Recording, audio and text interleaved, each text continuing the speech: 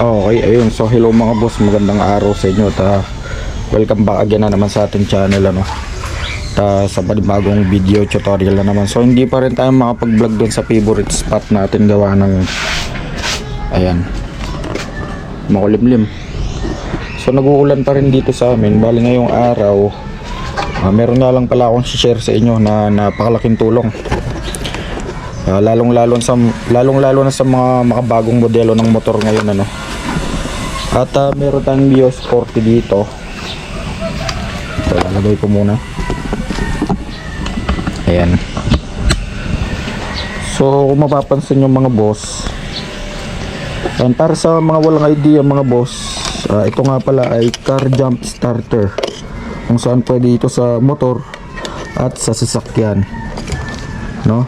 Pang jump start kapag nalobat for emergency, especially sa mga wala ng kickstarter katulad ng NMAX, Aerox, Click at napakarami pang iba.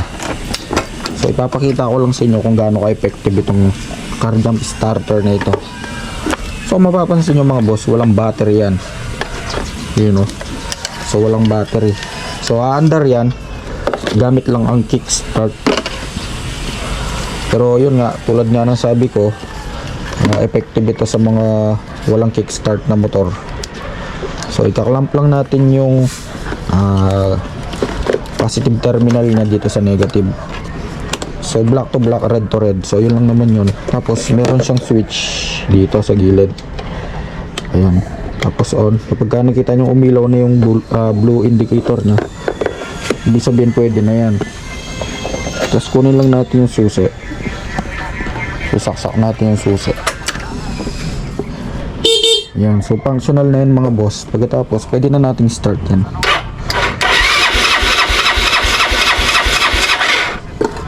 Wala pa nga yatang gas. So meron naman. Yan mga boss. So ganun lang yun, na-under naman to. So nagpapachok lang. Bali napakalaking tulong nga pala nito, itong car jump starter na to. Yun nga, tulad nga na sinabi ko sa mga motor na walang kickstart. Yan, jump start. Ayun, sa mga gustong umorder mga boss, paano ba to? Ilalagay ko ba yung link dito sa description or ano? So i-comment ko na lang siguro mga boss. Yun,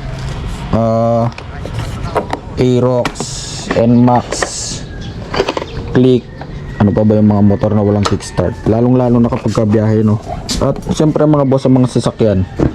Ayun, so bali hanggang dito na lang mga boss.